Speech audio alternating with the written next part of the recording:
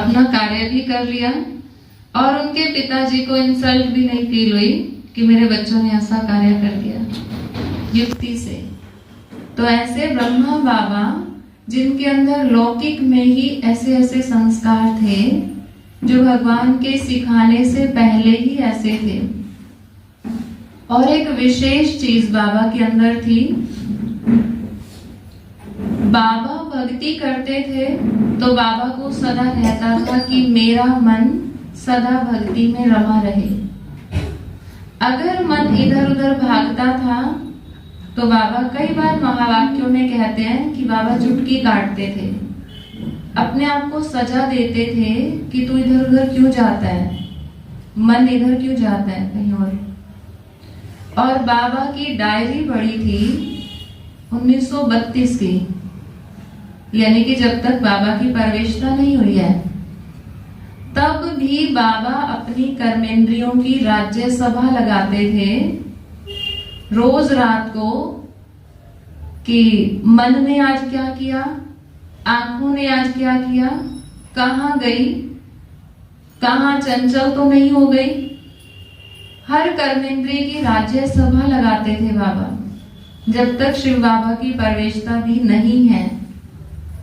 और उसके बाद तो बाबा के अंदर ऐसी बेहद की वृत्ति आई कि बाबा के लिए जीव जंतु भी सभी ऐसे होते थे, बच्चे हैं ना, सबके प्रति पिता की भावना। जैसे अनुभव सुनाती हैं दादियां कि जब यहाँ माउंट आबू में शिफ्ट किया था कराची से, तो यहाँ पहाड़ों के बीच में घर था, तो यहाँ सांप वगैरह आम तौर पे घर में मिल जाते थे। तो जैसे कोई सांप दिखाई देता तो दादियां जाती बाबा के पास, बाबा वहां इतना बड़ा सांप है। तो बाबा कहते थे बच्ची वो भी बच्चा है ना, उसे भी प्यार चाहिए, बच्चे को प्यार से बाहर उठा के छोड़ दो। तो दादियों को लगता था कि बाबा ये क्या बोल रहे हैं, उठा के हाथ से बाहर छोड़ दो प्यार से, लेकिन हम छोड़े कैसे। तो फिर जब दादियां अपना स्वमान जागृत करती थी कि कहा किसने है, किसने कहा था, भले बाहर से ब्रह्मा बाबा लेकिन अंदर तो शिव बाबा है। तो जब सर्वशक्तिमान जानी जाननहार कह रहा है तो जरूर है हम कर सकते हैं। तो इसी स्वमान के साथ दादियां उस सांप को हाथ से उठाती थी और बाहर छोड़ के आ जाती थी बहुत प्यार से। तो बाबा के अंदर ऐसे हर जीव के प्रति, जैसे बाबा ने गायें पाली हुई थी तो उनके नाम रखे हुए थे। जैसे ही बाबा किसी गाय का नाम लेते थे आनंदी दौड़ती आती थी, उनको बाबा से इतनी ज्यादा प्यार की फीलिंग आती थी, इतना प्यार मिलता था कि वो भी बाबा को देखे बिना रह नहीं सकते थे।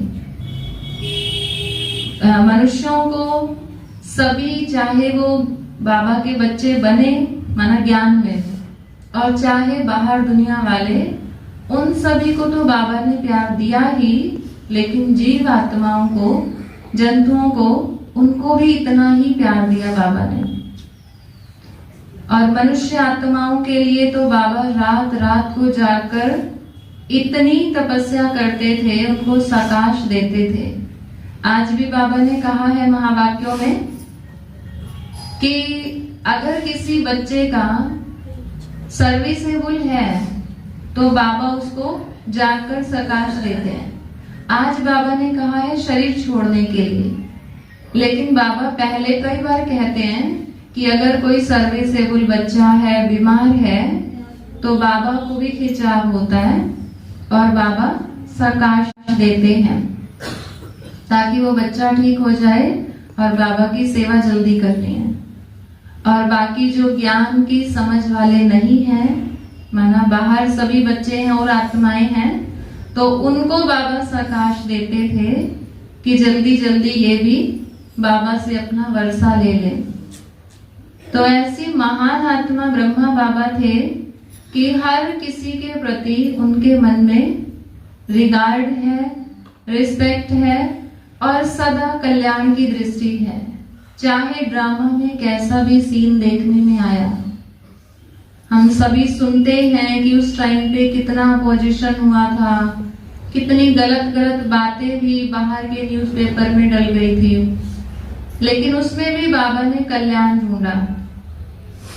बाबा मुरली में याद करते हैं कि विदेश के न्यूज़पेपर में भी दादा लेखराज के बारे में ये बात डली कि दादा लेखराज है सिंध का रहने वाला और वो कहता है कि मुझे 16,108 पटरानियां चाहिए।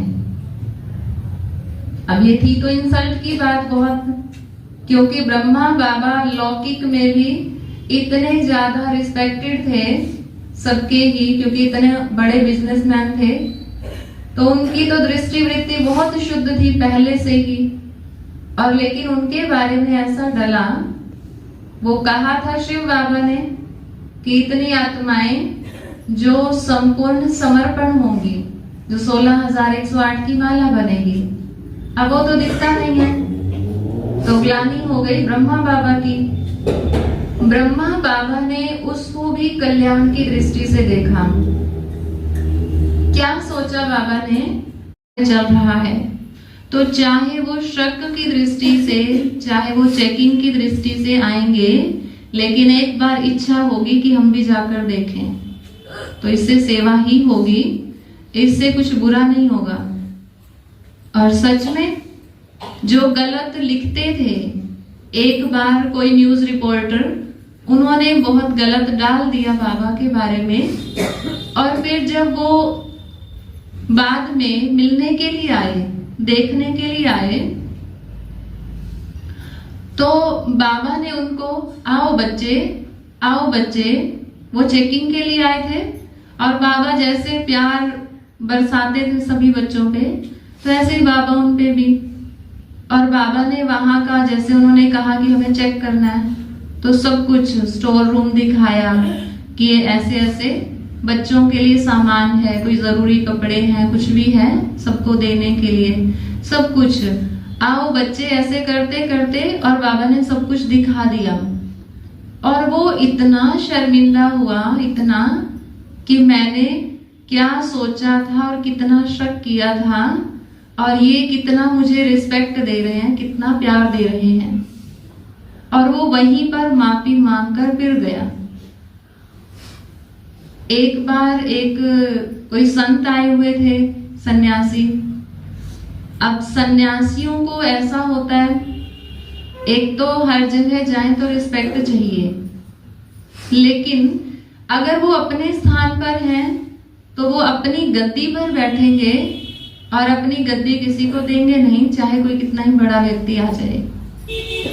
तो बाबा के पास वो संत गए, और बाबा ने, क्योंकि निर्माण चित इतना थे बाबा, जहां बैठे थे अपनी सीट को छोड़ दिया, अपनी गद्दी को, और उनको कहा कि आओ आप यहाँ बैठिए, आप तो बहुत महान हैं, और आपकी पवित्रता के कारण ही आज तक भारत टिका हुआ है, आपके कारण ही ये सारा कार्य सही चल रहा है सृष्टि का।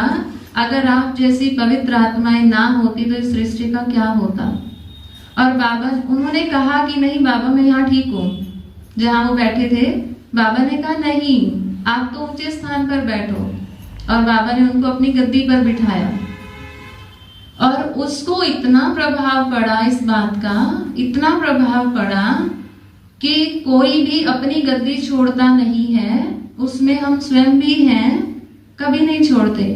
और ये बाबा कैसे हैं, कितने निर्माण हैं जो अपने स्थान पर हमें बिठा रहे हैं। तो ऐसे बाबा आत्माओं की सेवा करते थे, दूसरों को आगे बढ़ाने में ही बाबा अपनी उन्नति समझते थे। और सच में हुआ भी ऐसा ही है, जैसे शिव बाबा हमें कितना प्यार देते हैं। मुरली के शुरू होते ही बाबा हमें कहते हैं मेरे मीठे बच्चे, मुरली के अंत में मीठे मीठे सिकिलते बच्चे। हम चाहे कैसे भी थे, लेकिन बाबा ने हमारे परिवर्तन करने का तरीका ही हमें प्यार दे देकर मेरे मीठे बच्चे, मेरे लाडले बच्चे ऐसे चेंज करते हैं। शिव बाबा भी ऐसे ही और ब्रह्मा बाबा भी उन्हीं की कॉपी, उनके जैसे ही बने। और बाबा ने भी आत्माओं का परिवर्तन सिर्फ और सिर्फ प्यार के द्वारा किया। कैसी भी परिस्थिति हो, लेकिन कैसी भी आत्मा हो, उस आत्मा को बस प्यार देना है। जितना प्यार देंगे वो आत्मा अपने आप ही परिवर्तित हो जाएगी। ऐसे ब्रह्मा बाबा ने हम आत्माओं के सामने एग्जाम्पल बनकर दिखाया। तो हमें भी बाबा से ये शिक्षाएं तो जरूर लेनी है। एक तो दूसरों को आगे रखना है, और दूसरा इतनी बड़ी दिल हो, कोई आत्मा कैसी भी हो, उसके प्रति मन में कभी नेगेटिव या छोटे भाव ना रखे। उसके प्रति सदा रिस्पेक्ट और उसे सदा आगे बढ़ाने की भावना। अगर हम दूसरों को रिस्पेक्ट देते हैं, अभी मुरली में भी 2-3 बार स्लोगन में आया है कुछ दिनों से कि सर्व को मान देने से हम माननीय बन जाएंगे। तो दूसरों का रिस्पेक्ट कब मिलेगा? जब हम देंगे, चाहे उसमें कोई बड़े स्थान पर भी है। अगर वो छोटों को भी रिस्पेक्ट देता है तो दिल से उनके भी दुआएं भी निकलती हैं और रिस्पेक्ट भी देते हैं। कोई बड़े पद पर है, कोई बड़ी किसी भी तरह से बड़ी स्थिति में है, चाहे वो धन के तरफ से देखो या पद पोजीशन के हिसाब से ऊंचे स्थान पर है।